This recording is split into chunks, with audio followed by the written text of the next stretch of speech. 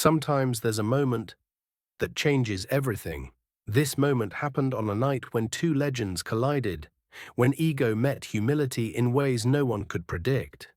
Nobody in that arena knew what was coming, because sometimes reality shatters everything we believe to be true. And that night, the world's strongest man fell to his knees. With just one touch, February 1972, Los Angeles. While the city slept under neon lights, the downtown sports arena was about to witness the strangest challenge in history. Muhammad Ali wasn't just a boxer in those days. He was an event. Every word he spoke became front-page news. Every move he made was discussed on television. When he said, "I am the greatest," it wasn't just pride, it was statistics. But in the weeks leading to that evening, small cracks had formed in Ali's mind. 3 weeks earlier, he'd never even heard of Bruce Lee. Then came that party in Beverly Hills. Among the Hollywood stars, someone mentioned Bruce Lee. "They say his punches are invisible," someone said. Ali laughed, that thick, sharp laugh of his. "Bring him to me. Tell him I won't hit back. Just let him hit me. Let's see how real this kung fu fairy tale is." The words hung in the air. Soon enough, they were spreading through newspaper headlines. During those 3 weeks, Ali researched Bruce Lee. He watched videos, observed his training. And with each viewing, that crack inside him grew a little larger. Because this man resembled nothing he knew. Bruce Lee's movement was fluid. His philosophy ran deep. In the country where he was born, he'd lived through much. On the streets of Hong Kong, he'd been forced to fight because of racism. In America, he was treated like an exotic toy. Hollywood only used him as the mysterious Asian. When news of that party challenge reached him, Bruce's accumulated anger and exhaustion mixed together. This wasn't just a challenge, this was his response to years of being looked down upon. Ali's world was loud, training gyms, cameras, microphones, constant talking.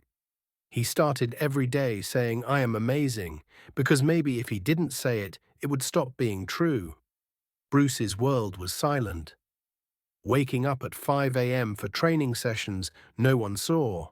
Breathing exercises, meditation, controlling every muscle in his body.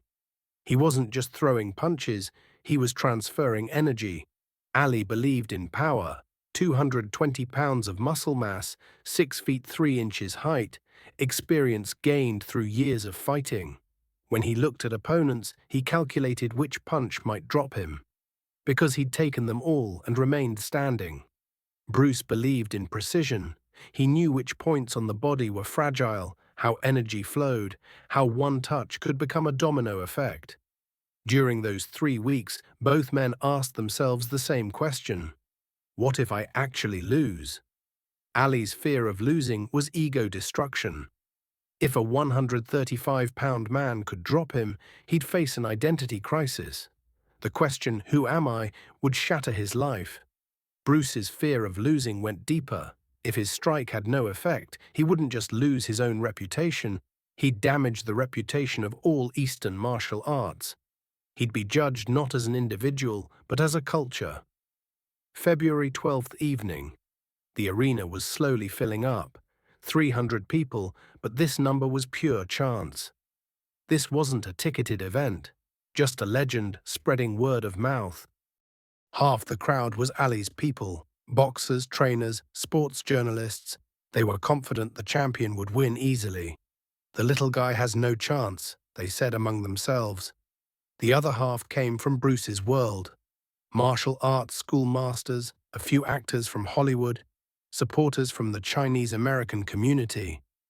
But there was a third group in the middle, just curious people, those who loved sports but couldn't predict what would happen. They were the most excited, because they had no expectations. A ring had been set up in the center, lights adjusted, a professional referee brought in.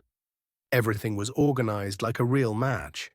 One difference: this wasn't a match. This was proof. Ali was making final preparations in his dressing room. What he saw in the mirror was familiar. Confidence. But beneath that confidence was a small tremor. He'd never felt like this before. For the first time, he couldn't fully analyze his opponent. Bruce sat alone in another dressing room, eyes closed, breathing. In his mind, he was rehearsing that moment over and over. Which angle to strike from, how to transfer the force, how to read Ali's body language. Both knew, by the end of this night, one of them would emerge as a very different person. When the ring lights came on, the arena fell silent. Ali came out first. Red gloves, white shorts, that familiar walk. The crowd went wild. This was his moment. This relaxed him. He danced a little in his corner, shook out his arms. "I am the greatest," he shouted. The sound overflowed from the arena. This was Ali's nature, turning tension into show.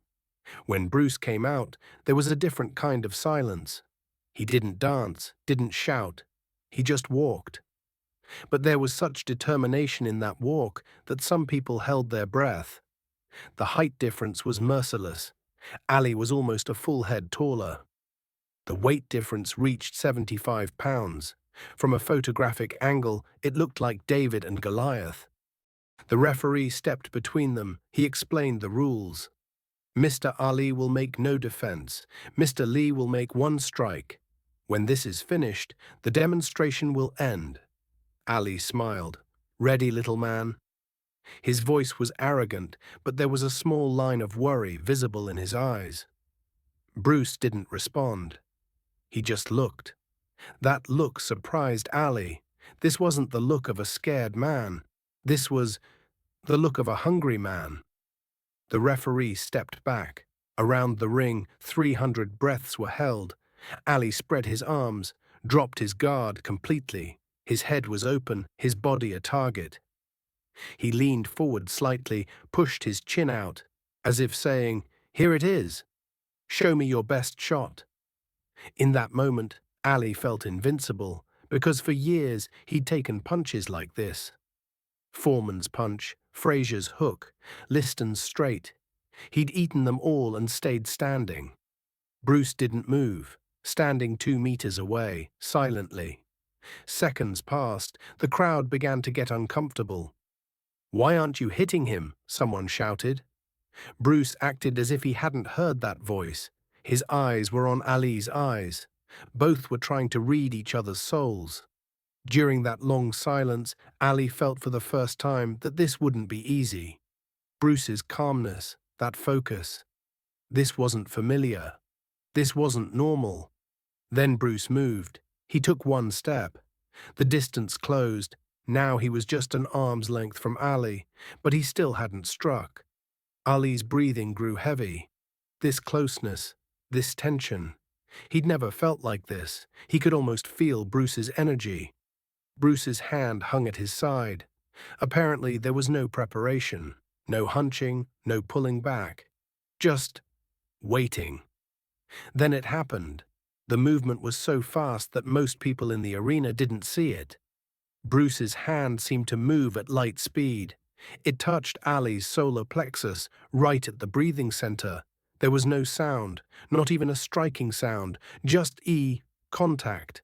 But an earthquake began in Ali's body. His knees trembled, his feet started slipping, his mouth opened but no sound came out. He tried to breathe, couldn't. His eyes widened in horror, and then he fell to his knees. The world's strongest boxer was on his knees. Hands on the ground, trying to breathe. The arena turned to stone. No one could understand what they'd seen. How had this happened? What had happened? Was this real? Bruce was still standing. His hand was back at his side. There was no expression of victory on his face, just sadness, because he knew nothing would ever be the same again. Ali's breathing slowly began to return. He raised his head, looked at Bruce. In that look was wonder, but there was no anger. Bruce extended his hand. Ali looked at that hand. Then he took it. Bruce helped him to his feet. The two looked at each other. Words passed between them, whispers only they could hear. "What did you do to me?" Ali said. "I showed you what you asked to see," Bruce said. "Power isn't always in what you can see." Ali nodded. For the first time in his life, he'd met someone stronger than himself. And this strength wasn't muscle power. The arena was in chaos. Arguments had started. Some said, "This is fake." Others said, "Amazing." But for the two men in the ring, the outside world no longer mattered. Both had become completely different people. After that night, Ali became a different kind of champion. Not just relying on power, but using intelligence, understanding his opponents.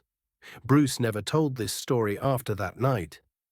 When asked, he would only say, "What mattered was learning, not winning." Some victories are won on battlefields, others are won in inner battles. That night, both legends discovered their true power. Ali discovered humility, Bruce discovered respect. And perhaps this is real power. Being able to understand those who are different from you. Being able to admit what you don't know. Because the world changes not just with punches, but with understanding. The greatest victory is not winning, but learning.